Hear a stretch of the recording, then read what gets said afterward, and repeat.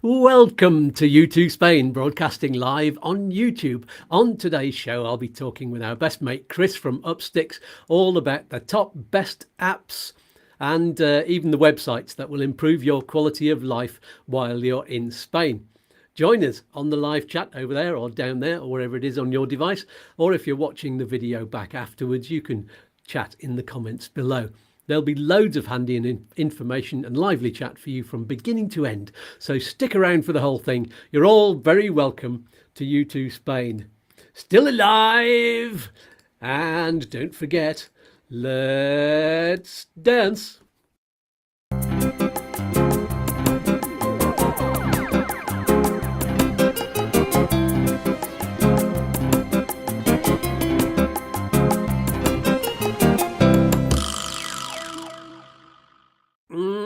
Were you all dancing? I was. Right then, just before we get chatting, don't forget to sign up for free to the monthly newsletter from the website, youtooospain.com. You'll see that on the screen for quite a lot of the show.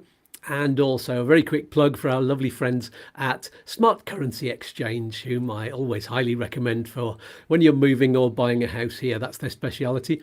Use the link below to get in touch with them and you get a free account with no obligation and it doesn't cost you a penny. And using the link helps YouTooSpain out too, and that doesn't cost you anything extra. And of course, it's a win-win-win with a cherry on top. There we go. So without further ado, let's meet my wonderful guest for today. It is, of course, our mate, Chris from Upsticks. Hola, Chris. Good morning. Good morning. You don't look like you're at home today. Whereabouts are you? You're roving reporter. No, roving reporter today. I'm in Torre Quebrada in Figueroa. Very nice. The weather looks a lot better there than it is here. We're high up in the mist at the moment. Oh, it's completely changed to what it was supposed to be raining. So, but I said I'd sit outside anyway, even if it was raining. But no, it seemed to have the sun's poking through, and there's supposed to be a bit of rain this afternoon. But yeah, it's lovely temperature though. Very nice, lovely. So let's say hello on the live chat. We've got one or two joined us already. Robbo, Paula Bramble, Peter Urquhart and Paul Cook. Good morning to all of you and to everybody who's just joining us. I think we've got 22, but you've not all said hello. Everybody wave and say something on the live chat so we know who's with us. Andy Cooper there is paired, it says, which means that he's watching not only on this channel, but also on the Upsticks channel.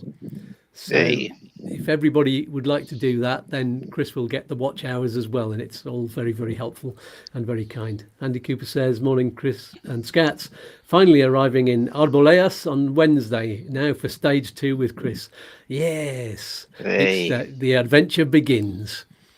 So, and did you know, everybody, you can get membership of YouTube channels. I don't know if yours is set up yet for membership, Chris, but you can certainly get it on YouTooSpain, and a few of you have already signed up. And what happens is the best advantage is that when I schedule a video to come out at say 5 o'clock on a Wednesday, anybody who's a member of the channel can watch that video in advance of everybody else as soon as I've put it on YouTube. So that's really, really handy. There's other benefits as well, but if you go into the membership thing on YouTube, you'll find out it's membership of the channel rather than membership of YouTube, which is a different thing. That's something that you can be a member of to stop any adverts on YouTube. It just means that, so there you go. So we haven't got ours set up yet. I haven't really looked into it, to be honest. I'll take somebody should do. There's a few things like supers and stars and all that kind of thing. You just go through you go have a look on the earning or monetization or something, part of the thing on the menu. I did move our weekly updates to Sundays after chatting to you, and I put that Sunday at 6 o'clock now, so it gives us a bit more time. I was scrambling to do them quite a bit, and then I thought, there's no point if you're a bit stressed doing it. It's got to be relaxed, isn't it? Yeah, absolutely. And we've got Mr. Lower Largo and Steffi, 72 days until she's back in Lanzarote. And Jeanette Harding Wilson. Oh, hello again. Hi, Chris and Shaz. I'm Shaz today from sunny Hampshire, and Brendan Dean from sunny Sussex. You're all paired up. Fantastic. You're all getting the hang of it now. So, we have any Excellent. news and updates before we start? We've got the golden visa was one of the things that's all happening. Yeah, evidently the golden visa now. The announcement from that's gone quiet again now. It was put on the day after Sanchez announced it. It was run through the ministry, the concierge of ministry. They have approved it, but we don't know when that's going to be brought into force now. They've probably seen there's an awful lot of people now offering sort of rush services through it, so we assume that it's not going to be immediate, but it will happen. I think the biggest misunderstanding with the golden visa is that people saying they've got rid of the golden visa. They haven't got rid of the golden visa. What they've got rid of is the property element of the golden visa. So the actual golden visa or the investor visa is still in place from the €1 million upwards, but that's not in a property. That's when you've got €1 million in cash assets or investments in public debts. I think that's a 2 million. But the part that they've got rid of is the $500,000 investment in a property no longer qualifies you for the golden visa. Or that's the part they're getting rid of, I should say. And what happens if you've already got the golden visa and you're worried about renewing it? Then that, because it was brought in, it shouldn't affect that. So if you've already got a golden visa and you're renewing, it shouldn't affect that at all because you've already had it. Yeah, unless they actually change the law on that and backdate it.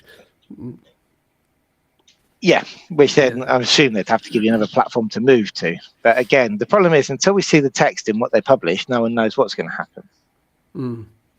Okay, so look out for that in the future then. We'll be keeping an eye on it and let's see how quickly it gets pushed through. I'm sure there'll be some kickback somewhere, but there's no indication yet the date of when it's actually going to happen. Fair enough. We will announce it as soon as as soon as it's in the press. Okay then. So preparing for the summer. Yes, what we usually do on this channel is we wait until about July and then say don't move in August, by which time it's too late and everybody's already done their visas by then. But so giving everybody a bit more time to say prepare for what happens in August when everything shuts down. It's not quite everything, but what moves slower and what are the problems there? Yeah, so I mean, last year now we're yet to see what happens with BLS this year. Now, what we're assuming is that BLS will actually, the BLS office being the office in the UK, which is managing the visa applications, is that they're going to continue. Let's hope they do, because the whole August shutdown, we call it the August shutdown because that's when most people who work in administration take their holidays. Okay, and that includes not only people who work in public administration, that includes private individuals as well. Now, believe it or not, this has improved a lot, both on in the public and the private sector.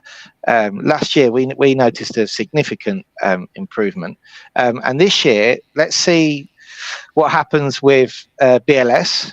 So we think that the visas, probably the actual application for the visas won't be affected as much. But then what happens is because BLS basically send that information to the consulate, if they're all on holiday, it's going to be slow anyway. Yeah, so you might find that you get past that stage of actually submitting your documents, but it's still slower to get the visa issued because there's no one in the public administration to manage that. So that may be the slight change that we see this year on that front. On other fronts, here in Spain, well, I mean, we're already having problems getting the registration appointments. They're already running now in mid-June sometimes. So let's see how August is affected by that. So if you're going to be arriving in August, then you definitely can't expect to get an appointment in August straight away.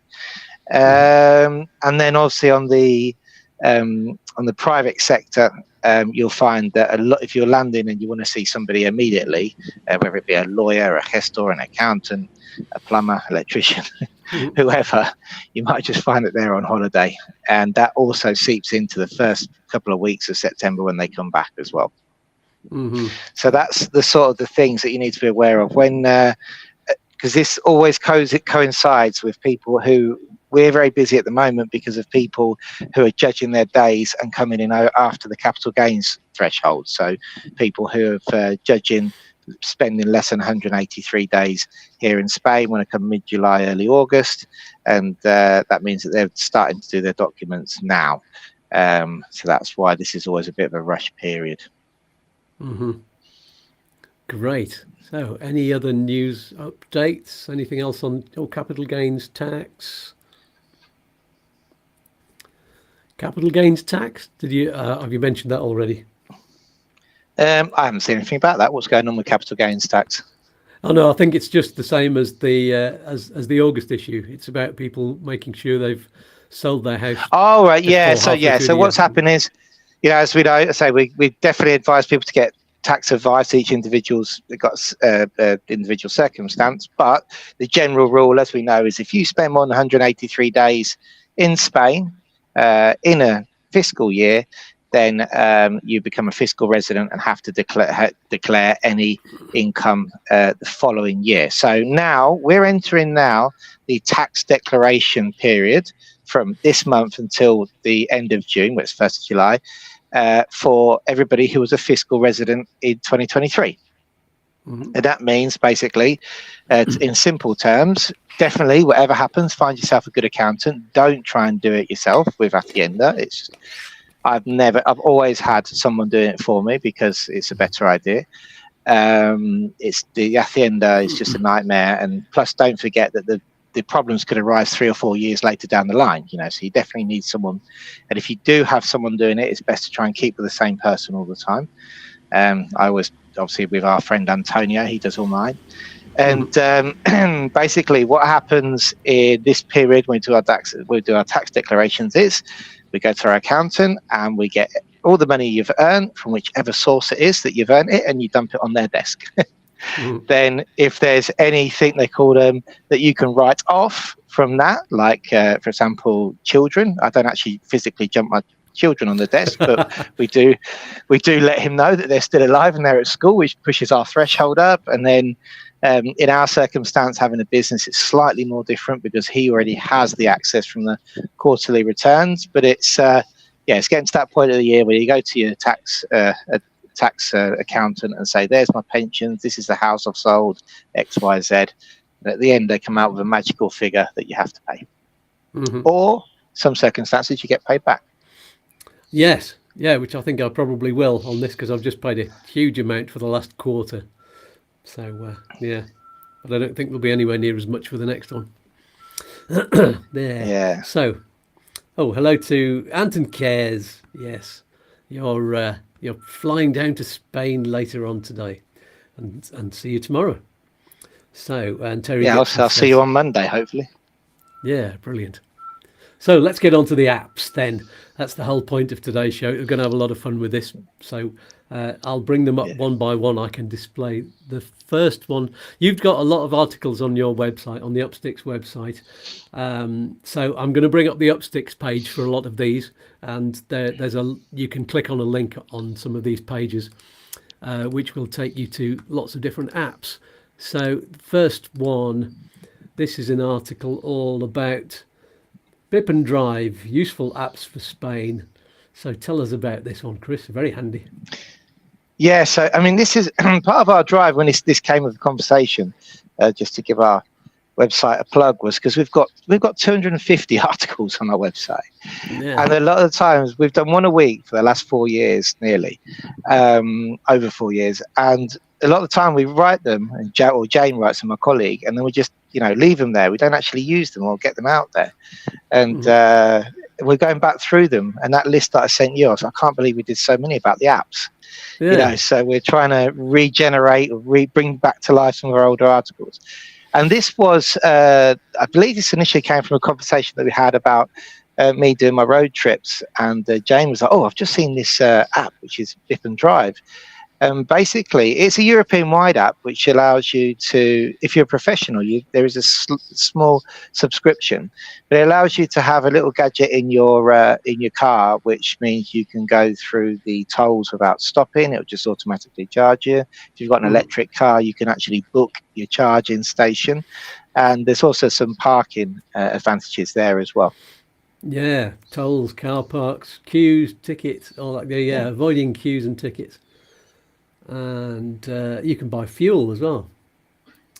Yeah, it's a place you buy fuel. Just go in basically just on the automatic pumps, and just don't have to go then to the cashier.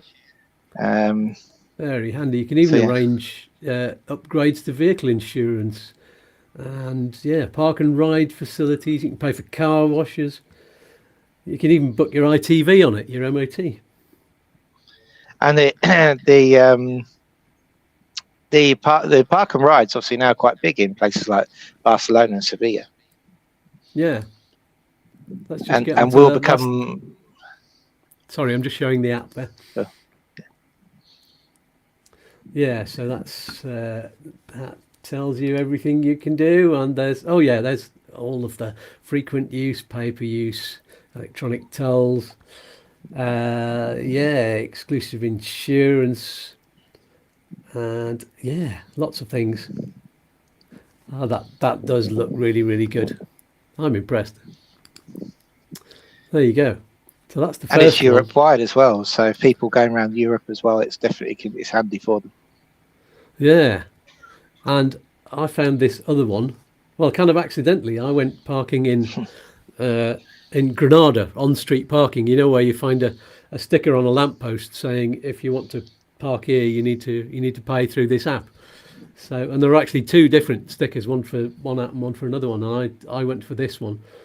And once I'd eventually signed up for it and gone through the whole process and put my bank details in, it's the sign up's not particularly nice when you're standing in 40-degree heat with your kids in the car and trying to set it up and put your bank details in and going backwards and forwards on your phone. But once it's set up, I could just pay for the parking on the street automatically, and it just takes it out your bank.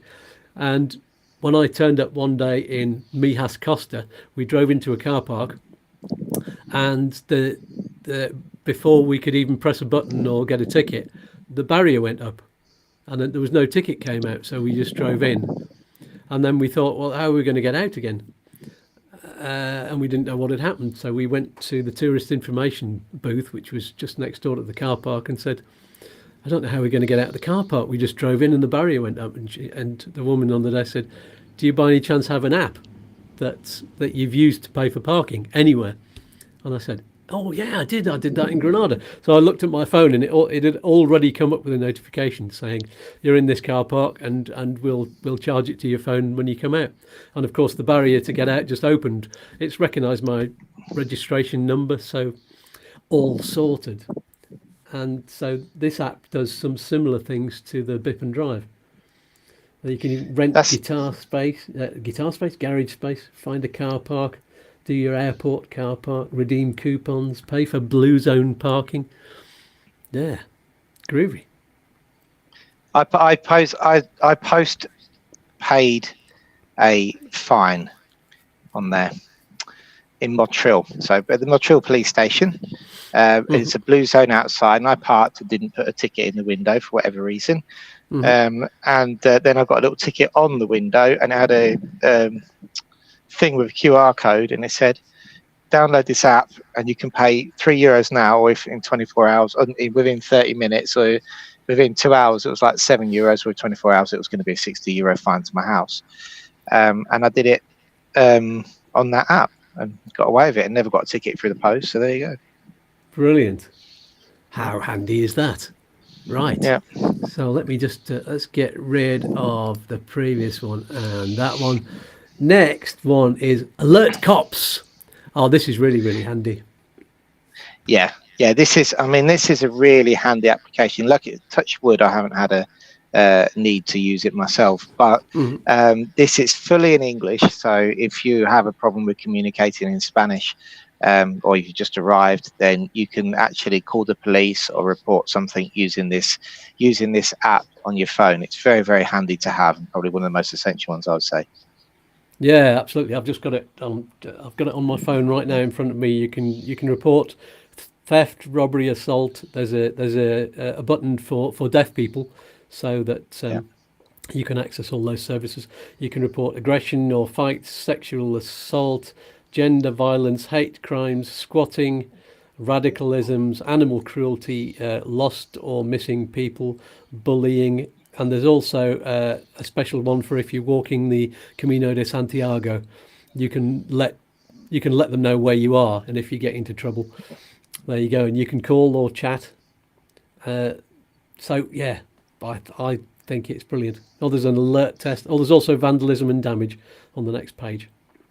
So yeah, that looks amazing. Yeah, I've not definitely used one it of the yet. top 5 to have, I'd say, on your phone when you're here. Yeah, and it's available in various languages as well. So it's ideal for non-Spanish speakers. That's Spanish, English, French, German, Italian, Russian, and Basque. Very handy, especially if you walk in the Camino, because you'll probably start off in Basque. And yeah, it's operated by the National Police, the Guardia Civil, the Minister of the Interior. And yes, you can upload photos and audio which could be used later in court. Very, very handy. And it's even got GPS and an SOS button for immediate assistance, which presumably will give the police your GPS point so that they can find you very quickly. There you go. Brilliant. Yeah. So yes, that's an absolute must. Right out. I mean, there's sometimes the police get a bit of bad press here for being quite old school, but I mean, that's very innovative. You know, that's great. And bear in mind that the relationship in certain areas between like the Guardia Civil, the National Police and the local police depends on where you are as to who handles what. So it's great to have it all in one place. Absolutely, yeah. Very, very handy. I think I mean, Spain in terms of science and technology is really, really firing on all cylinders now. It's becoming one of their biggest exports. You know, it's overtaking a lot of things, and it's a big thing. Okay, so next article you've got all about food shopping in Spain without a car. All that you need to know. Yeah, this article came about from, again, it was Jane who put this together, so I'm going to have to thank her for that. And a lot of things derive from what we talk about in the office, to be honest. And initially, this came from lockdown. But then, obviously, we realised this is quite a handy article for people who maybe don't have a car yet or are struggling who won't have a car.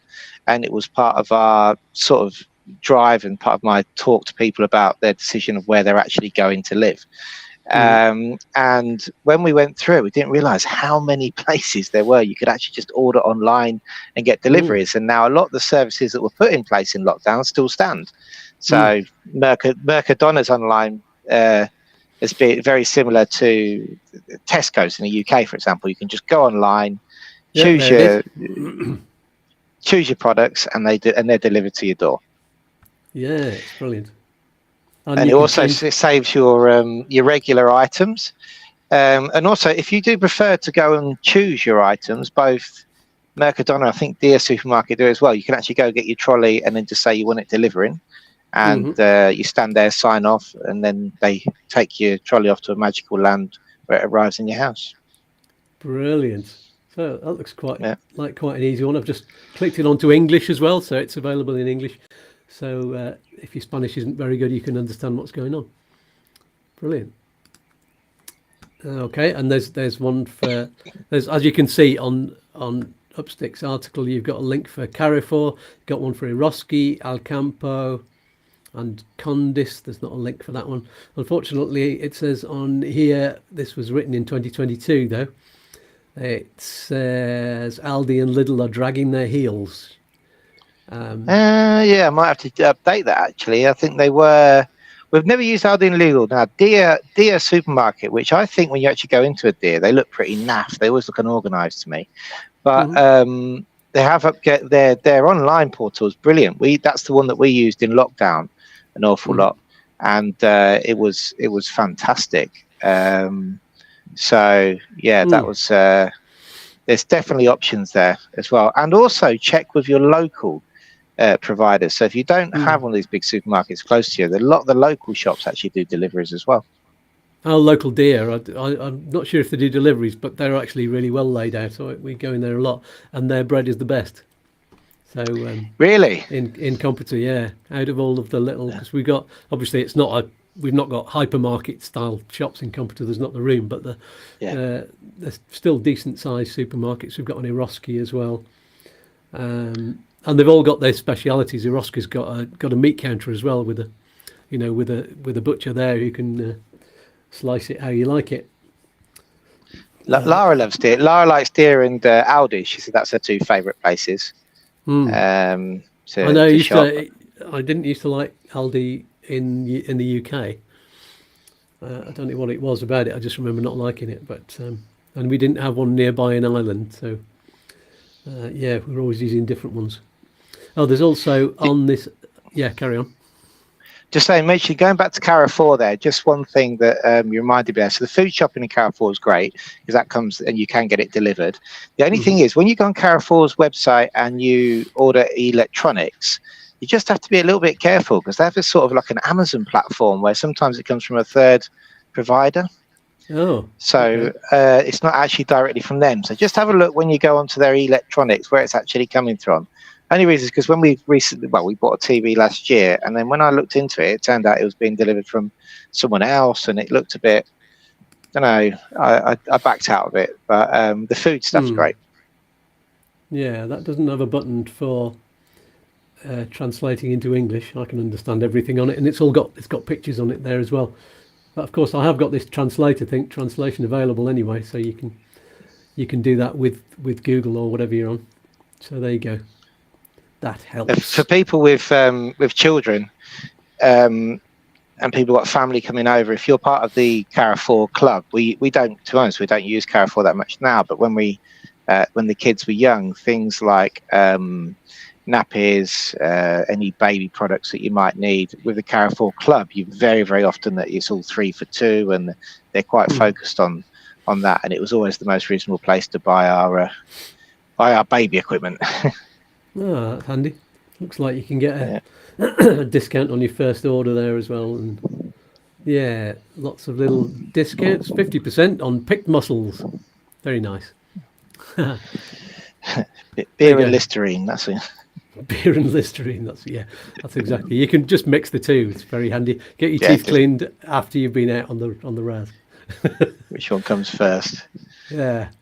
And you've got an article, it says here, about non-car travel. Have we got that coming? Oh, we'll do that next.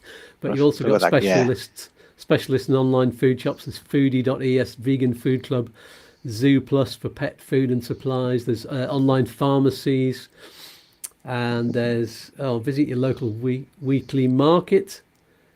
What's Mercadillo Semanal? Oh, it tells you where your local markets are. Oh, that's handy. Oh, you do it by province. Yeah. That's going to Malaga province. That's Malaga, isn't it? Yes. Oh, there you go. Oh, there's your local Fuengirola one. Oh, you could do that today. And Puerto Banús, Torremolinos, Marbella, Benalmádena. Oh, they've markets everywhere.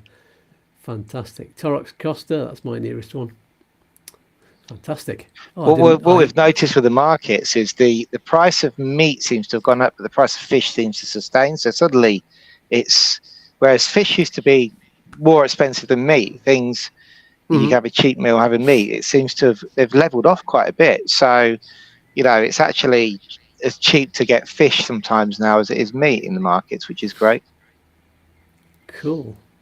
Nice. Yeah, especially for you. You eat loads of fish, don't you? I do. I love fish.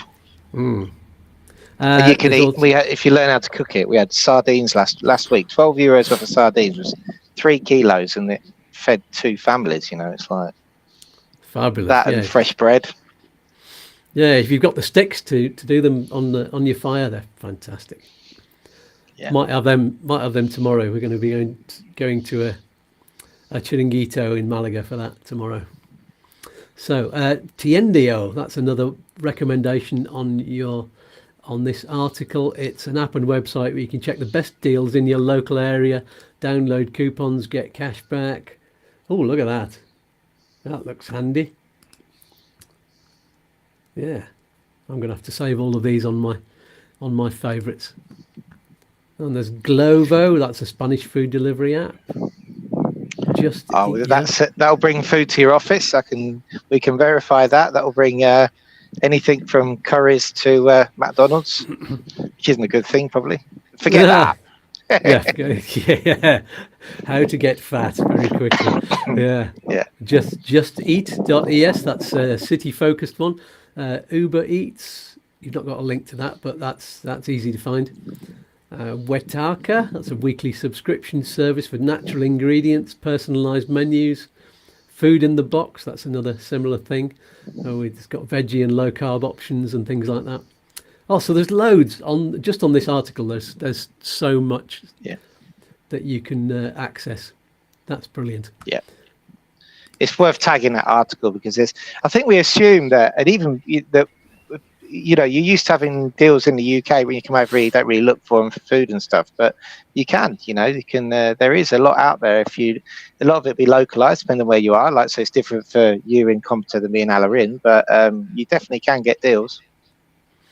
Yeah, absolutely. Can I just let everybody know that the links to all of these articles and apps are in the video description below. There's a huge list, and it's the one I've got in front of me now that I'm using to access them now. So very easy to do. And let's just check on the live chat because I saw some interesting things coming up.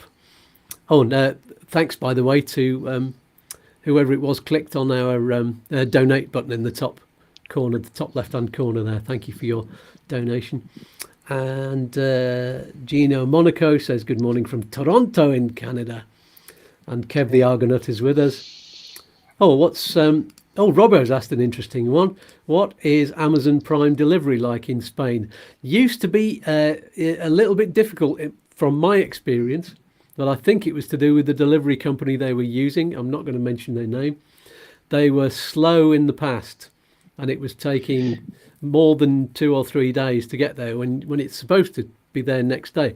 But recently, it was only 2 or 3 weeks ago, I ordered something which I had impossibility in terms of delivery until recently, and it arrived the next day.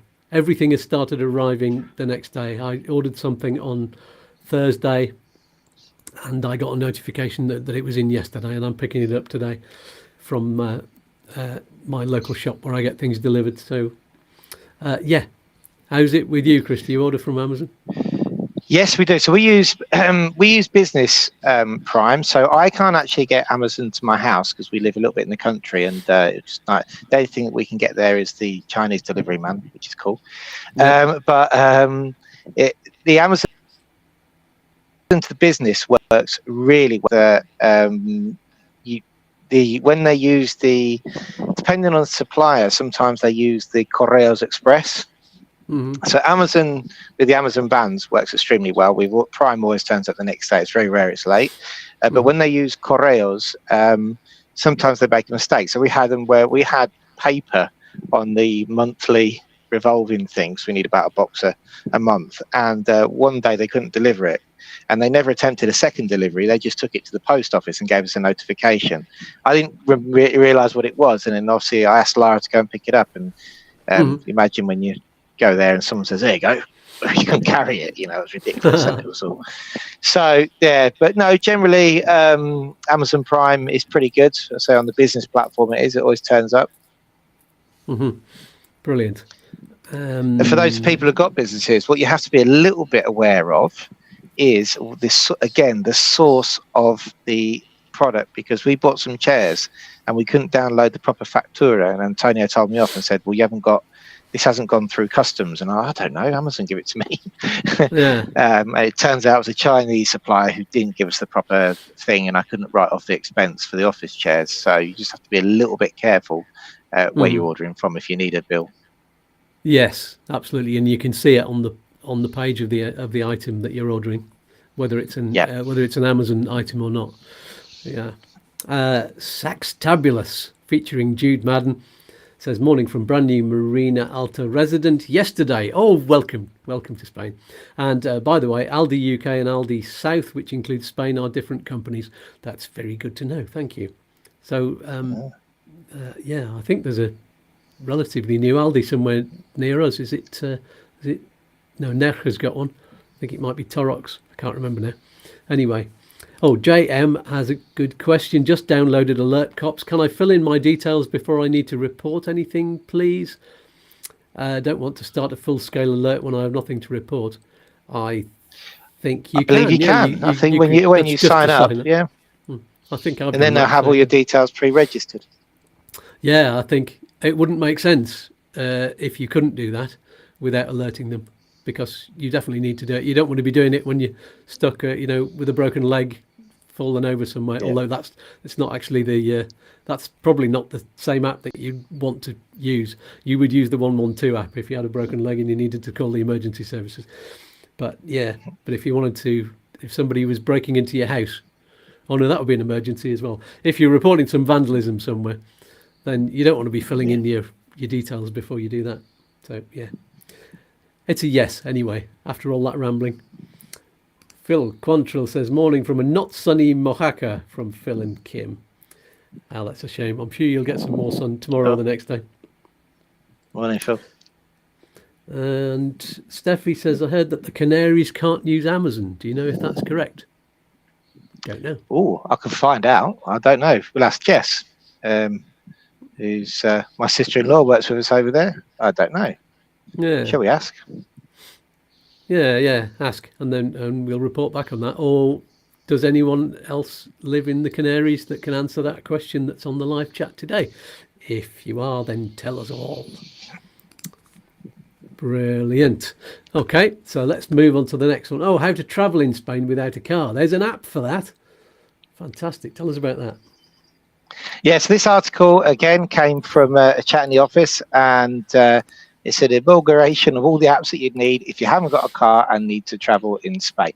So obviously there's everything there on this article, from taxis to the bus link to trains, and then obviously the car sharing apps, which do work here in Spain. BlaBlaCar.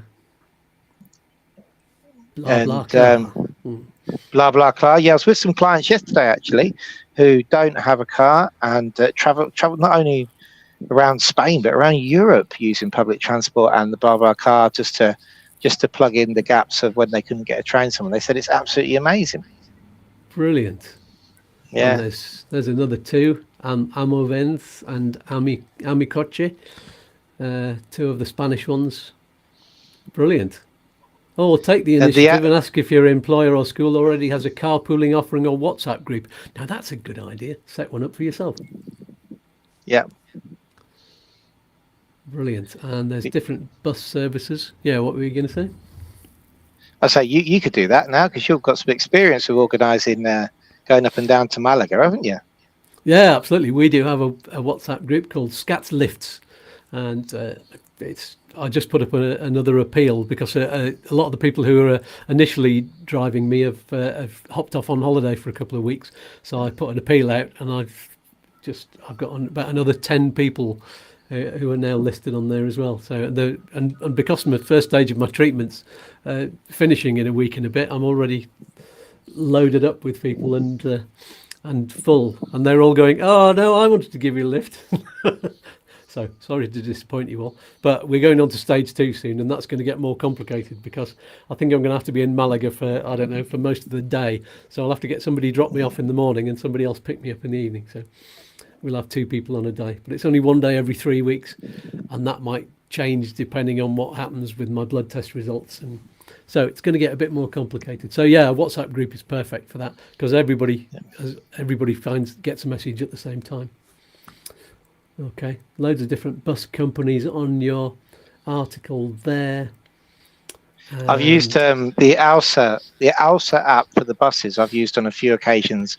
We went to Madrid once using that app, and also for the family when they've been places, and I've just organised their tickets, and it's so easy to use. It's really, really good and very reasonable as well. Yeah, brilliant. And it's available in lots of different languages as well. So there we go. That's handy to know. Yeah. Oh, it's got so much. I like the menus. Good app. That's a fantastic app for buses. Brilliant. And there's a Vantha blah blah bus. I didn't realise there was a blah blah bus. There we go. Trainline website. Yeah. I've booked via Trainline before when we were in Italy, and that was brilliant. And there's also some free and heavily discounted rail fares that the Spanish government announced in 2022. The only problem with the Spanish government cheap tickets is when you go on the links that they send you, you can never get on it because about 50 million people trying to do the same.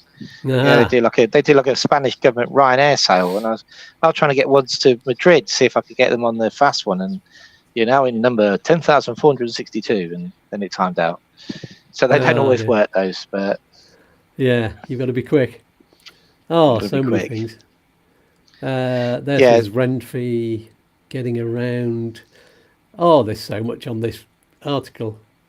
Well done to you and Jane. That's Google. There's even Google Maps, Rome to Rio, comparison function, Movelt, Consorcio app.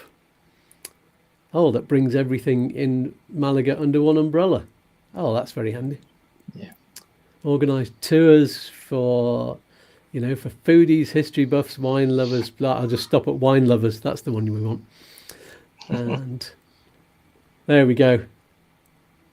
I'll let you all dig into that one. I'd say go on that article and find everything that you need to know about travelling in Spain without a car. I know there's a lot of people will approve of that because public transport saving the planet. And plus, it's quite handy if you live maybe in, I don't know, just give an example, Alarin de la Torre, and you want to go to Malaga, and none of you want to drive because you want to enjoy yourself and have a beer. Then these kind of apps help. Everything from Uber to the bus apps. So you don't have to use your car even if you've got one. Yeah, absolutely. Paul Nipper's asked an interesting question. Is there an app or website to highlight bogus law firms or companies who prey on those moving to Spain? I've not seen one. No, nor have I. And I think you'd be in quite a lot of danger if you started a website and accidentally dissed a law firm that wasn't a bogus law firm or had just made a mistake or whatever. Then you'd be fighting a law firm and needing a law firm yourself. So, yeah, that's not an app or a website that somebody's going to make a lot of money off, I think, unless they're very, very daring. So that's my opinion anyway. Yeah. There we go. So back to the list. We're about halfway through, aren't we? Although we've not got halfway through the complete list of what we want to talk about. Let's just do one or two more articles before we get to the halfway stage. Being a good neighbour in Spain, the G-Core or HECOR, is that? Yeah. So it was actually Bill Anderson that put me onto this app, believe it or not, and it was how to report stuff in your local neighbourhood to your town hall. Oh. And you can do it on an app. Very handy. Very, very handy. And it's quite good because then you do have a digital trail of what you've reported as well. So you can download the app from this site there. There you go. Platform of citizen participation. Automatically opened it in English. That was handy. Maybe so things like, even if there's things that need doing, if you all get together, instead of, if you can imagine that there's a pothole and you're in your community, there's 30 houses maybe. Not everybody's on there, but then you could use that to report it. Yeah, because most people do it in Computer. You see it all on the social groups on Facebook, and that's where they report it. And then you get somebody from the from the office going, you need to report it to us, and then we'll do something about it. So, and that's the place you do it. Fabulous. That's a really good one. And there's Bill on his, this is the video with Bill Anderson, which shows you how to install and use the app. Brilliant. Well done, Bill. We'll have to have him back on the show again. Yeah, you should do. Yes, indeed. So, document quality is the key to success with Spanish public administration. What's this one all about? This is an article that we wrote and we continue to send out because we get naff copies of documents that we can't use or read or illegible, and we can't not illiterate document, illegible documents, and it just means we can't do our job. So, but a lot of people obviously struggle to send good copies, or struggle to send stuff on email.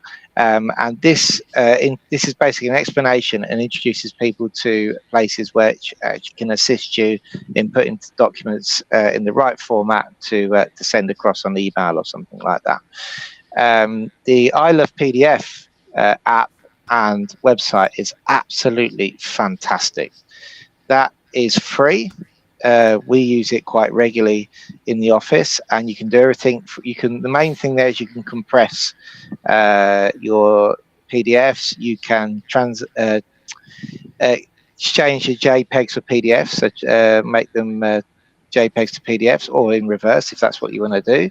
You can merge PDFs, but for people who are, say, preparing their renewal documentation for an NLV, this is crucial. This app.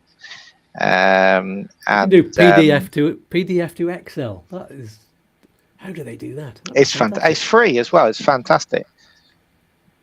Oh, fantastic! And OCR as well, optional character recognition onto PDF. That is good stuff.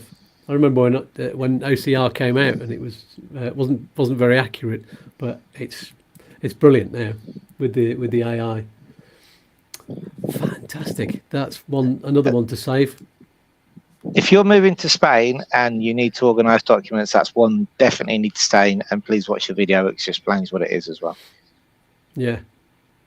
Brilliant. And there is the video. Fabulous. Right. Tell you what then. Let's go to halfway. It's about time. We had some information all about all of the things available to you on YouTooSpain, and in featuring me and my alter egos, all of those voices inside my head. And here it is. It's not going to finish early this time. I've corrected that fault. The last 2 weeks it's got cut off before the end, and I've found out what the problem is. So anyway, see you all in 2 minutes and 45 seconds. Are you getting the most out of YouTooSpain? I don't know. Did you know that apart from these Saturday morning live shows with expert guests, or expats with really exciting stories to tell, it's like the Graham Norton show. Bah! There are videos every Wednesday evening, packed with all the information you need, so we can move to Spain and enjoy living here without paying tax. No, Colonel, that's illegal. But you can find out how to navigate the bureaucracy successfully. Well said, Walter. How do I find the videos? Just subscribe to the YouTube channel, darling. And click on the bell, you useless Colonel. There's a playlist here called Video Diaries. Oh, now that is Skatz's thrilling personal story about his life and health in Spain. Still alive! Hashtag FOF. You can support YouTooSpain as well, my darlings, if you think you've learned something valuable, or if you've been entertained. Skatz looks like he needs your support. The poor bugger can't even stand up. If he was a horse, I'd shoot him. Colonel! He's not a very nice man. It's all right. He's just a two-dimensional stereotype. Aren't we all, sweetie? I'm not. Brexit! Moving on! So how do we support YouTooSpain? Use the QR code in the corner. Or there's a link in the video description below. I can't find it anywhere, darling. In the video description, you idiot. I've warned you, Colonel. I'll send you back to the nunnery. While you're watching or pausing, below the video, you'll see the title. Just here. Oh, I see it. Not far below that, there's a description of what the video is all about. It says, read more. That's right. Just click or tap on that and lots more text appears. What's the information all about? There's contact information for the expert guests and lots of links to other related companies that I recommend. And they help out YouTooSpain if you use those links to get in touch with them. There's so much down below. Does anyone have a pen? No need, Tommy. You can find everything on our website, YouTooSpain.com. And don't forget the Facebook page and the YouTooSpain community group, where you can talk to other people like you. There's no one like me, sweetie. Thank goodness. Is that everything? There's a guest waiting to tell me things. Oh, I do like things. Where's Doogie Dog? That used to be his line. I'm stuck behind a wall. Oh, sorry, Doogie. I'll come come and find you after the show. Thank you, master. Get back to the show. I need to go and punch some servants. Oh, Colonel. Back to Skatz in the studio. And here I am, the real Skatz. Thank you to all of my alter ego voices. And I've actually changed some of the information that's down in the video descriptions from now on because of an app that we're going to talk about in a minute called Linktree, which basically puts all of your links all in one place. It's fantastic. It's changed my life.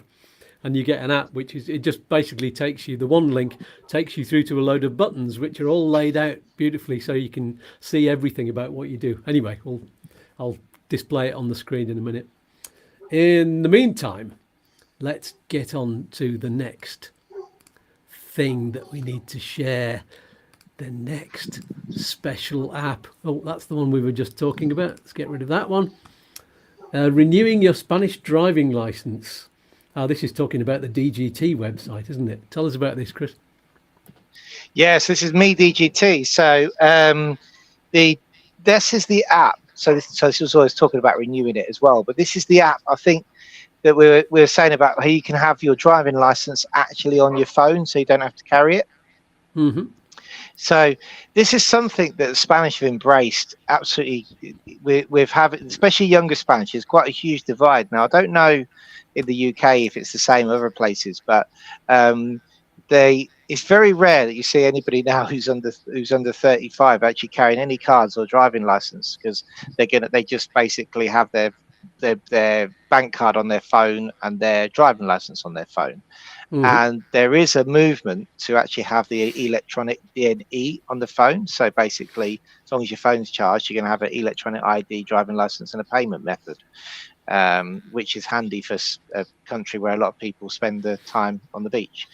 But yeah, the Me DGT, if you've got a digital certificate or a clavi or one of the government's processes to recognize you legally on a device, you can actually just have your aside from having your driving license on your phone, you can check if you've got any fines, you can check what vehicles you own, you can even order things like note informativas to check information on other videos, on other vehicles. Sorry. Fabulous, yeah, and it just shows you on the screen there all the different pages you can get. Fantastic. Yeah, I've used that. I used it for driving license, and recently we used it when Lara had to update something on her driving license, and it didn't come back properly.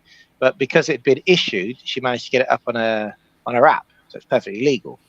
Mm-hmm. Before the actual physical card arrived. Fantastic. So they accept it. The police accept it. That's brilliant. Yep, they do accept it. And you can see also there, you can check your points as well.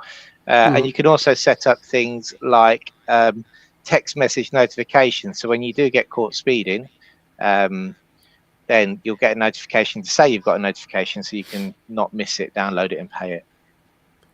Brilliant. I don't know if I've got that set up yet. I'm going to do that afterwards. There. Brilliant. And I know this really good YouTube channel which did a video on how to pay a fine as well, if you want to look. Oh, yeah. Brilliant. It's one of my most popular videos. Yeah, absolutely. So, and I would advise everybody to get a digital certificate. They're so handy. Can you get them if you're a non-resident? Yes. Yeah, you can actually, as long as you've got an NIE number. Yeah. Okay. Now, the problem is the verification. So we recently had one. So there's a few ways with a complete show, but obviously you can get the digital certificate from the FMNT, where you order your own digital certificate. They give you a code. You then go to an official office to verify you are who you are, and it will allow you to download the software. Recently, we had a problem with a client who was had a switch from an NLV to an EU family member, and during that switch, their residency card expired. They were just waiting for the resolution. That was fine. They could stay in Spain, but because the residency card expired, they wouldn't let them verify the digital certificate Mm-hmm. in the town hall, so which is a bit ridiculous because the NIA doesn't change. So in those circumstances, actually, we've got the assistance of our accountant, who has a thing called Cama Firma, which authorizes them to request the verification on the client's behalf. So we managed to get the digital certificate that way. Mm-hmm. Brilliant. So there is various ways to get around it. And there's a how-to guide link on that article showing you how to get your digital certificate. Can't do that with my new teeth. Yeah, brilliant. That looks easy to follow. Good. Okay. Yeah, the Me DDT is a good app to have. Yeah, absolutely. Next one, driving in Spain. Oh, eco stickers. All you need to know about that. Right, I'll tell you what, and we're going to update this article now, because they are now going to start to implement the towns which have a population of more than 50,000 people are going to be obliged to not allow high polluting vehicles on the B sticker, for example, in the middle of them. Mm-hmm. And I still haven't seen this put in action, but I was in Torremolinos on Tuesday, I think it was, on Tuesday morning, and one of the panels going into Torremolinos said this is a test panel for a low emission zone. So that's the first time I've seen anything come up, but they're definitely starting to implement this now. Very good to know. And you can go to, there's a link on here, visit the DGT website in English, put your license plate in there, and let's just get that out of the way. Yeah, put your license plate in there and search, and it tells you what to do. Or you can get a sticker holder. For that, you can get your environmental sticker, or you can also get the V16 emergency beacon. Although I've been told they're not quite set up properly yet, and it's not coming in until 2026. So it's not worth getting them yet. But what do you think, Chris? I got one straight away. They told me that's not good. I didn't get rid of my triangles. I thought if I break down, I'm going all out. Triangles and V6. Like, there we go. Yeah, you may as well play it safe. Yeah, it's just handy for things like jokes aside, if Lara was to break down with the kids on her own, but I wouldn't want her getting out on the motorway, so just bang that on top anyway, and even if it's not set up, it'll warn people you're there. Brilliant. Okay, then. It's worth mentioning that the stickers you can also get from the post office. So if you go with vehicle documents, they can order a sticker for you. And when I was in Murcia, I saw that La ITA ITV stations actually give them to you there as part of a promotion if you don't have one. Oh, cool. Yep. Very, very good. Oh, we've got some questions. Phil's got a good question. What's the difference between a digital certificate and a clave, please? So the clave is from Hacienda. It's very similar. It has the same sort of process, but you have to get a verification code from Hacienda rather than the FNMT, which is the it's the Royal Mint, should we call it? Now, believe it or not, I actually use on my computer my digital certificate, but on my mobile phone I use my clave. Because I found it works a lot better. And so for the Me DGT app, I use clave rather than the digital certificate. And you have to get that, you need to get a code from Hacienda. Now, the problem with this is they do have on a website where you can contact them or you can arrange a video call, but they never get a video call. And they never contact you. So the best way to do it is to actually go to an Hacienda office, get that code, get it verified there, and then you have it on your mobile the whole time. Brilliant. That's good to know. I've just got the digital certificate, not the clave, but seems to be able to access everything okay. Yeah, and you can have digital certificate and clave. And if one is not working that well, you can go between the two. I struggled with the digital certificate on my DGT app, and then I said, well, I'm just going to use my clave, and it worked an absolute treat. And also with clave, if you've got fingerprint recognition on the screen with your mobile phone, that's what it uses to initiate the clave and verify its use. So it's good. Oh, no, that's handy. Maybe I'll get one of them then. And JM says, my husband has just got his Polish passport. Would it be possible to have a session on what to expect at airports with it and how it affects the 90 and 180 for the future, perhaps? We'll put that on the list, shall we? Yeah. Yeah. Good one. Thanks for the suggestion, JM. Yes, e-use is great. Yeah. Fantastic. Makes everything easier. So, next one. Oh, this is about the town halls in Spain have an app. And you said no idea if anyone uses them though, but this is an example of the Malaga one that we have on screen now. What's on there? Well, it tells you about the feria. You can download all these apps which tell you about there's so much going on. We found, again, I think this came from a conversation of finding out that, you have to be on various Facebook groups to find out what's going on. Is there anywhere that you can actually find out, everything in one place? And this was the list of apps that came up. So you got one with museums, etc. So great. Yeah. Oh, I'm going to save that. Yes. Okay. I won't look at that now. I've just gone into that looks very interesting. I must have a look at the whatever the one is for computer as well. Superb. We also saw that recently the Alicante has introduced AI to answer free FAQs, and apparently they resolved 20,000 inquiries in a month. And they've announced that in Madrid. Some people there's a bit of kickback. Some people say, I don't want my question answered by a bot. But then, to be honest with you, if you get the right answer, what does it matter? Yeah, absolutely. And they're getting better. They're there to help our great AI overlord masters. So, this one is a Wildfire Watch, Andalusia and Valencia. This is one that I find very, very handy. And because we've had wildfires, we have them up in the mountains. We did have them on a regular basis a couple of years ago. They don't seem to be as much in our area recently. But it's always good to know. And you get instant notifications of anything in the area.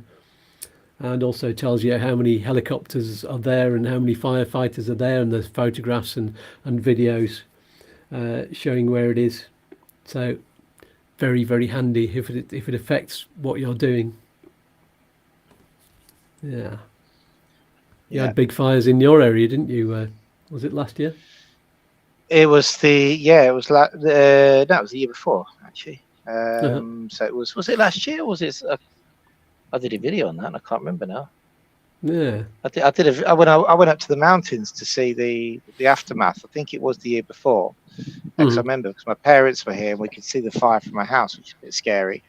But yeah, it wiped out so much. I did a 10-minute video. I went up and I saw the mountains, and then after that I went up with a friend of mine and did a trek. And the devastation up there is just shocking. I mean, it's changed for a whole generation. I mean, you don't realize it. If you go to the mountains, I used to go up there before and to a place called Jarapalos, and then I went up there with my friend just to show him the route, and it's just changed the whole generation. There's going to be a generation of people who aren't going to see the mountain how I saw it before it all burnt down. It's terrible. Yeah, absolutely. We had about in our first 6 months here, I think we had 3 or 4 really. And 2 of them were literally 50 yards from our house. So, yeah, that was scary. And the videos and pictures were all from my phone showing it, telling everybody how it was going on. And just shows you how quickly they move. So I've got that on my phone. It's one of my emergency things. I've got an emergency box like that where you can't see it big enough on the screen, but I've got Alert Cops 112 and Wildfire Watch all in the same place on my phone, so they're very easy to find. So yeah, that's a brilliant one. Next one, the health app. This is Click Salud. You probably know more about this now with everything that's been going on. Yeah, absolutely. It's this is it's where you've got your personal data. you can access with your digital certificate, or clave, and you get your appointments listed on there, and you can get your blood tests. You can make appointments. It's got your health records. Anything else that's on there that you can do? This is the Andalusia one, isn't it? It's just for Andalusia. Yeah. So, I presume they have them for other areas as well. Yeah, it'd be handy if anybody knows and uses apps from other areas. They could let us know. I think there's on one of our articles. There's one for Alicante, but we've not got any practical experience there because we don't use them there. So. And you can also use it to display your COVID certificate as well, which was a lot more important, obviously, a few years ago. But yeah, it just means you don't have to carry around your certificate with you. It's all on your phone. So yeah, I've used that. It's very good. A very handy. That's brought up a thing that one of our clients went through. When they went to register their S1, they requested to see previous COVID certificates. And they didn't have them on them because they couldn't get them up on the UK app because they'd left and told them they'd left. So that's something we definitely haven't been telling people to do. I'll keep your old, we say bring your medical records if you've got them, especially if you're in an S1, but definitely keep all old COVID certificates if you're coming to Spain, just in case you get asked for them. Oh, that's interesting. Yeah, okay. Yeah. I've not been asked for one. Yeah. Okay. So that is a good one. And here's an app that I use all the time. There are various other apps that you can get from this, but this tells you the hourly price of electricity in Spain if you're on the variable rate, which a lot of Spain are. I don't know the percentage of Spain is, but we use this all the time. So, and it tells you each hour there's a different tariff. So we always make sure we put on, if we're putting on the dishwasher or something like that, or washing clothes, we make sure it's at a time when the electricity is cheap. So that's brilliant. Do you use one of them? Have you got variable rate? I've got kids, just goes mad. I couldn't even use as much as I try. I've never used that. We did try doing a structured plan, and then it just didn't work. Probably hectic life. Unfortunately, you always end up putting something on. I need it now. Maybe when they're a little bit older and I can get them to understand. I'm still at the stage of running around turning lights off and sounding like my parents are going, "It's like Black Bloody Nations in here." So you could give the job to Raoul of organising how to get your electricity price down and give the app to him. He would love that. Yeah. If he's in charge of it, then he'll be telling you to do stuff as well. I'll write that down. Raoul, you got a new job. I'll give you 50% of everything we save. There you go. Fantastic. Then he'll have to work it all out. 0.04. That's a good price. There you go. Yeah. So next one. What is this one? Oh yes. Oh, this is too good to go. Oh, this is our favourite app of the day, isn't it? Yeah. Combats all of the what does that translate that for us? Wastage. So it's food wastage. So it's combating food wastage. This was an app that my sister, who's just come over, recently introduced me to. Apparently it's huge in the UK, but we didn't know it existed in Spain, and it does. It's fantastic. It doesn't work. There's not very much in our area, but tell us how it works.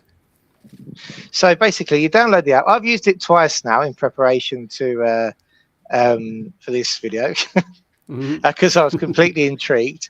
And you basically download it on your phone, and then on the app you can see what local shops are offering food packages or stuff which could be slightly they can't sell on because it's going to be out of date soon or something like that. So it's just too good to go. It means it's good food, but it's not good enough to chuck in the bin. So we found there's a lot of fruit shops, bread shops and stuff who are offering even things like garages, offering like at the end of the day the packages out the fridge that you can go and pick up. The sandwiches might be going off the next day or something like that. There's a star rating. Looks like on the page. Let's put that up to there. Yeah. There you go. Carry on. Yeah, they've got a star rating, and I've used it twice. I used it once after seeing you in Malaga to buy beer, believe it or not. Of course. I was intrigued. That didn't quite work. I don't think the guy at the place really got the full gist of what the app is actually for. It's supposed to be saving food that would normally be thrown in the bin. But I have to say, I made a very nice friend, and it was in a craft beer place, which I'd never ever would have discovered if it wasn't for this app. And I did walk away with 4 extremely nice craft beers from around Andalusia. Instead of 24, as I read it wrong. I think it translated it on my phone into English for some reason, and I didn't read it properly. But never mind. But hey, that was an experience. But then the second time we used it, I used it in a cake shop. So I picked up, and this experience, I say, would be more in kin of what you should use the app for. So I picked up my daughter from gymnastics. It was like 6:30 in the evening after work, and I said, "Oh, let's go and have a look at the app because I've got a live show and I need to tell somebody how it works." And we looked, and literally around the corner there was a cake shop, which is quite a famous one in Alarin de la Torre because everybody gets their big palmeras for the birthday parties from there. And they had this pack for €3. And I said, right, and it said pick it up between 6:30 and 8. And it was like about 6:45. So I said, right, let's buy it. So there you go. So we bought it on the app. You get just a code. It automatically charges your Google Pay or whatever you set up. And we went round to the shop, and you show them your mobile phone like that. They they just literally swipe it, picked up. They get paid. And that's the cakes that we got for €3. That's amazing. Then they'd be, what, you'd probably only get 2 for €3 of those. At the most. Oh yeah, easy. Yeah, I think there'd be $1.75 probably each, if not €2 each. And it came on a tray, which was I think the tray would have been about 30 centimeters, about the size of a ruler, and long. You can see that, and it was just that would be €15 probably worth of cakes because they're good quality cakes as well from that shop. And there's absolutely nothing wrong with them. They're just the day before, and what they'd had left over from previous orders, and the family thoroughly enjoyed that for €3. And we said, well, it's great if you're going to someone's house, as quite often our kids do after school, and you want to take something with you, then look at the app and see what's about. And I think it's a bit of experimenting, but I think it's a great app. And also, you're saving food that we should normally be thrown away. Yeah, saving the planet again. Yeah, fabulous. Let's just check. I'm not too sure my 4 craft beers were saving the planet, but no, in a way they were. Psychologically. Supporting small local businesses, that's what I like to say. Yeah, there you go. And Robbo says, with Spanish home insurance, if a fire is caused by a device with a UK plug, would this invalidate any claim? So we have several Ninja cooking devices we'll be bringing over, amongst other things. It's an interesting question, isn't it? Electrical fire. I'd put a Spanish plug on it. Maybe. Sam, yeah. I suppose if they see there's a faulty, it's a good question. I would probably, if possible, put a Spanish plug on all your devices anyway, which would save the need for what they call inverters. Adapter. Adapter, that's it. Yeah, the thing is, we've still got loads of 4-way trailing big long lead 4-way socket plugs with UK ones on them, which have all got thingies to stop the charge, to stop problems. Fuses, that's the thing, and also the things that click off if there's any kind of spark. But anyway, yeah, we've got quite a few of those, the safety plugs. So we're using those, which means if one of the adapters did have a problem, then it would just shut down anyway. So there we go. And what I would say is obviously I mean, a lot of the time now the electrical boxes and wherever you live, whatever, they should be to a certain standard, so they'll click off anyway. But if you do buy anything electrical, don't buy them from the cheapy shops. Always buy them from a registered fretteria shop, because it'll always have so if in an investigation, if something did happen and they found the plug and they were like, well, it's not even got European conformity, it hasn't got the EU sticker, you got it from a Chinese shop, for example, then you could be in trouble. Where if it's a registered, if it's a proper product, you don't really save that much nowadays. It used to be you get them for 50 cents from the Toddle Thien, you know, the 100 peseta shop, and then the Fetteria would be a fiver. But now you'll find there's not much difference. So you might as well get it from the proper hardware store. Yeah, and support your local hardware store as well. That's always the thing to do. Ant says, is there a Chiringuito app?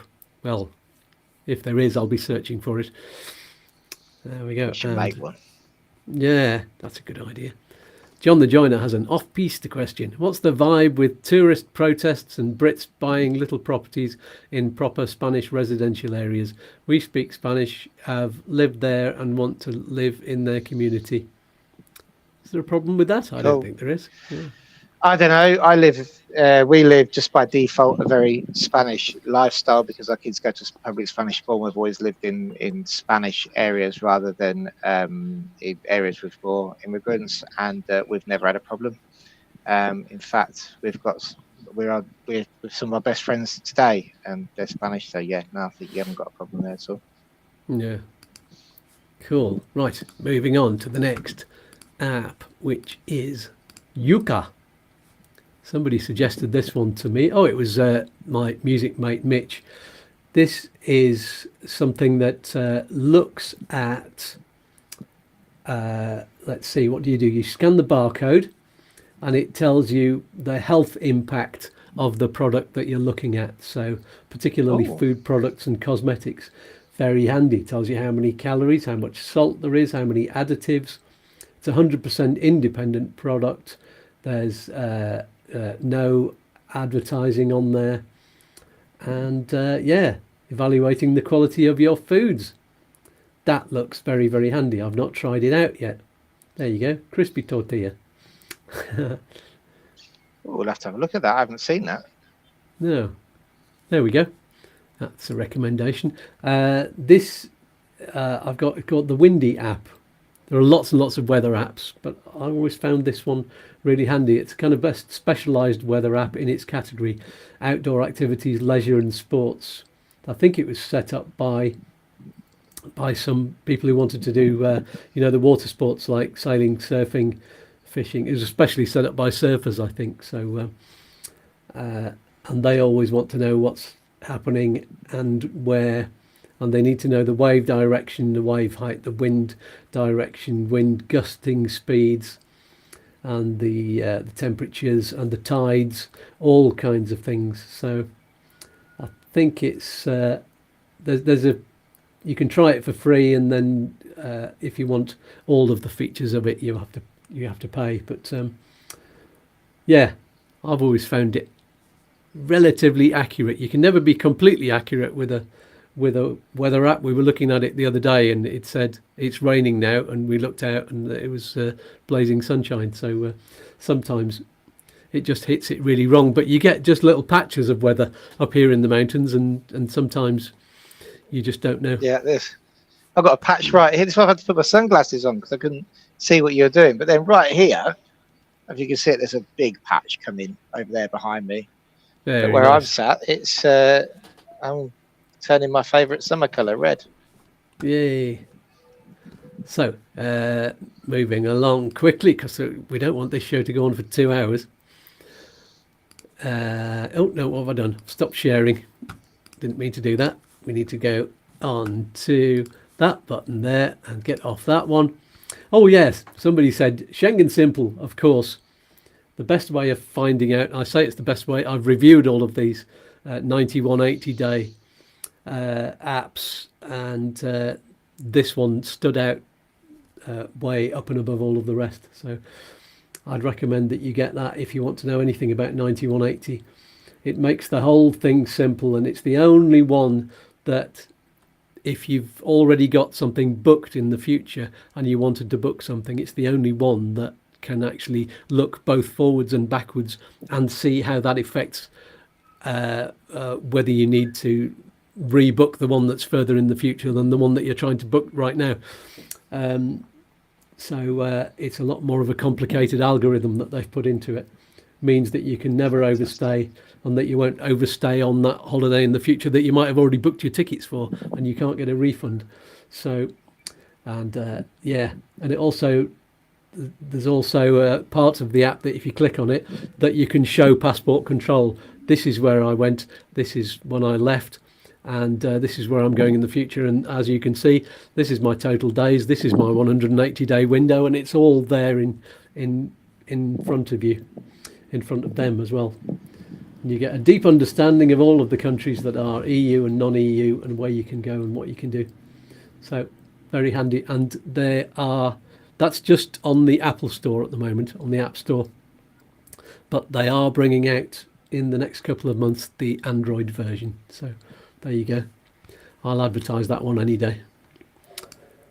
So moving on to this little thing. I used to have a digital business card that was an actual card as well, that you can just tap on somebody's phone and it brings up a business card with loads of different profiles on it, but it wasn't quite working properly. So I found this free one, which is called Hi Hello, and I've got that on my phone, and it means that you can get let's see, I'll get it on my phone and I can show you Hi Hello.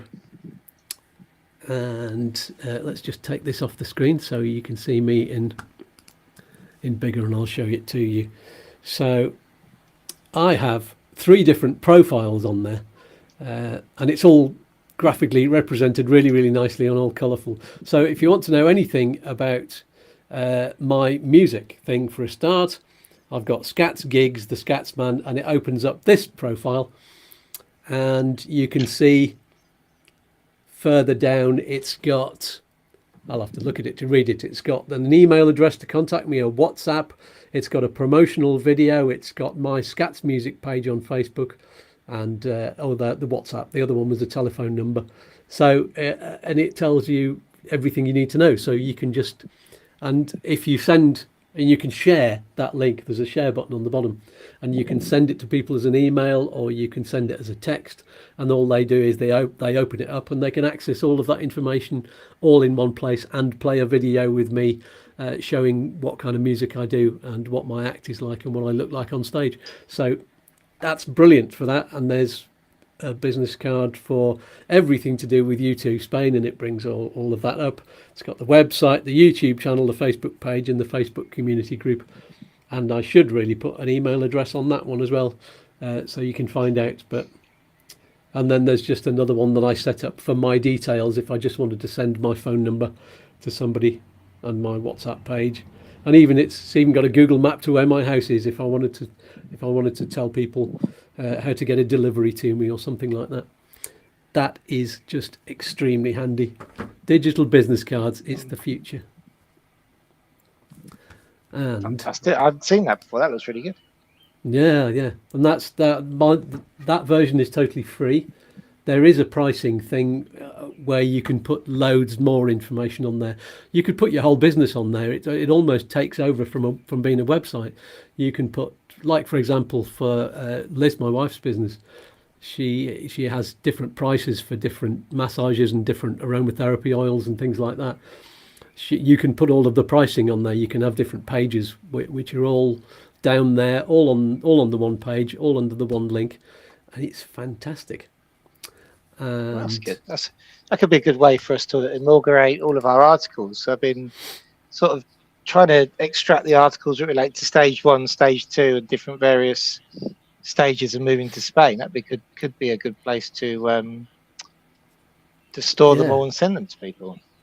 I think there's an even better way, which also uses Hi Hello, and that's what I just discovered the other day. It was actually my son Oscar who showed it to me, and he says it's the future. It's like 40 million people using it. All of the kids use it. It's called Linktree, and this is what I was talking about before, that I've now got just one link for all of my other links. I'm showing it on my screen but not on yours. Let's show it too. It's everything you are in one simple link in your bio. So you put it in your biography section on whatever social media you're on, and people who click on that can then see, basically you are the trunk of the tree, and you're one link that takes you to that trunk, and then you've got all of these branches going off. So that business card that I told you about, that was all about Scatsman, my music stuff, that's one of the branches, and it takes you to a little button, and that button takes you to your hi hello page. And there's another button which says on your Linktree, there's another button which says everything to do with YouTooSpain. That takes you to my business card, which has all of the links on there. And there's another one that says donate to GoFundMe, and that takes you to my GoFundMe page. And there's another one which is linked to the buymeacoffee.com, and there's another one, let's get it up on my phone and I can see it. Linktree, yeah, and you just have your profile on the page. And there's also my music page, which is on SoundCloud. That's a site where you can get all of my self-written music tracks. You can also put links on there which take you to affiliate links. So I've got Smart Currency Exchange on there. You can get a link which takes you to your shop where you can buy your merchandise and all of that. It's just the perfect place to put everything. And once again, you have to pay for it. Linktree. I've got the free one, and you cool. can get such a lot on there that's free. But if there's let's see, there's pricing. There's a pricing tag. Save 30% on that. There you go. Well, for €4 a month, you can change the style. You've got affiliate marketing tools and scheduling. Then if you pay for €8 a month, that's the most popular one. Advanced customization options, conversion tracking, upgraded customer support, and the option to hide the Linktree logo, so it's just your logo that goes on there. And then there's a premium one for business, which is only €22 a month there, and you get exclusive stuff. So that's probably the premium one that you can just use to replace your whole website. I think you can put articles and everything on there, or you can link it into your website articles to individual ones. So yeah, that's amazing. Yeah, trusted by 40 million plus small businesses, and not just small businesses. There's just, like my son's using it, and you've got, what is it? Email collection. It can even do email collection, phone number collection, embed tweets. You can do your RSS feed, so that's to do with podcasts. Yeah, so you can link your podcasts in there. Mobile app, link app, animations. It's got Spotlight on there. Oh, there it is. Look at that. Oh, you can do an Amazon Associates program. Yeah, so much. I'll just let people have a look at that. And say once again, you can find my Linktree there. It's like the thing that gathers all of your social media into one as well. Brilliant. Oh, and there's GoFundMe. I was going to recommend GoFundMe because that is the leading crowdfunding platform that's very, very handy if you want to crowdfund something. There we go. And the last one I've got recommended is Buy Me a Coffee, which, as you all know, I've been using for ages. And that's lovely, buymeacoffee.com. And you can find all of the links to everything we've been talking about in the video description. Are there any others that you need to talk about, Chris? No, I think that's it. The that Linktree one looks very interesting, I have to say. Yeah, absolutely. I've just started getting into it, and I'm sure there's videos on YouTube that can tell you how to get into it deeper and what to do. Yeah. Somebody was talking about, again, it was Mitch, my music friend, plant identifiers. You can get a thing which you take a photograph of any particular plant, and it tells you what it is, tells you all the name, and tells you where it grows, how to grow it. We were talking about the bird sound one as well, weren't we? Yeah, bird call identifier. Yeah, that was good. Yeah, and it is really good because Liz, so she was in the house.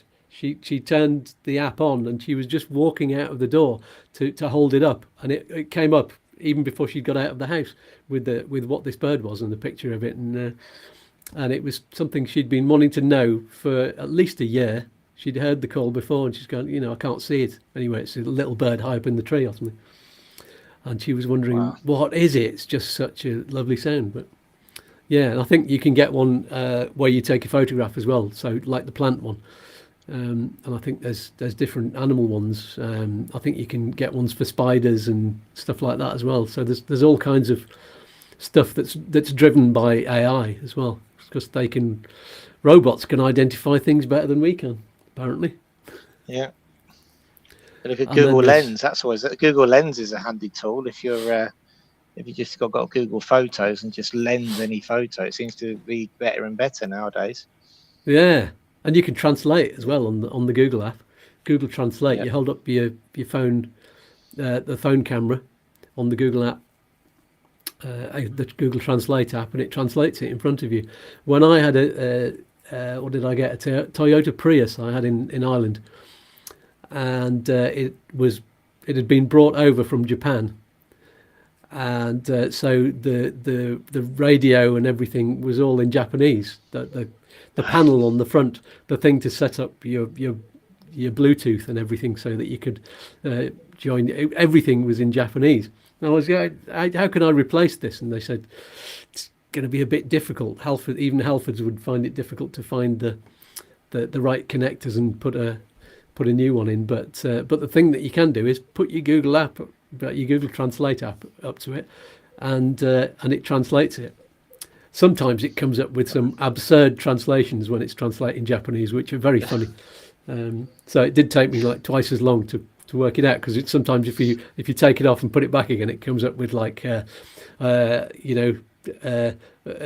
something about bamboo and something about forks and something about something else, and you wave it about a bit and come up, and then it says Bluetooth. And yeah, so that's a handy one. Excellent. And funny as well. Yeah, it's hilarious. And Shazam is another one that I'd recommend, which that's been around for years. It's where if there's a song playing and you don't know what it is, you click on Shazam and hold your phone up, and it takes about 10 seconds to tell you exactly what the song is and who it's by, and where you can buy it and all of the other stuff. And I think there's now one that you can actually just sing into your phone. If you've got a tune in your head that you don't know what it is, you can hum it or sing it in there, and if it recognizes it, it will tell you, which is something that people who are getting older maybe and forgetful, or people like me who are on chemicals that dull your brain. Fantastic thing to have. What's this tune? There we Excellent.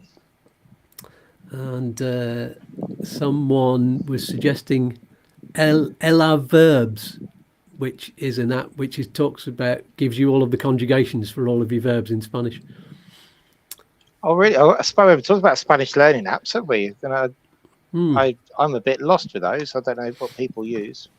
Well, I started off on, let's have a look on my languages bit of my phone. YouTalk is quite a good one, and I've got a link down below, which is where you can check that one out. But I started with, what's the big one that everyone uses? I've got it wiped off my phone now because I changed to Busu, because Busu has actually got Spanish speakers from Spain on it, as well as Spanish speakers from Latin America, because some of the words are different. But the other big language app that everybody uses, what's the one with the owl? Can't remember what it's called now because I've not got it on my phone anymore. That one, it's all Latin American Spanish. So I came here and I was talking about computadora, which is what they call computers in Latin America, but it's what is it in Spain? I can't. Ordenador. Ordenador. Yeah. And I be still careful say with some of the things you don't say here. We say coger, which means to take or to catch. But we'd say that with a bus. But if you said that in South America, then they'd laugh their heads off at you because it means something completely different. Is it a rude one? Which I'm not gonna. It's rude. Yeah. You would. Here we say coger el autobús, and you would never say you're gonna coger autobus in South America. You're going to shag a It bus. means you can, basically, yeah, that's what it means. Like, Fabulous. I found that out the hard way when I was in Argentina in 2003.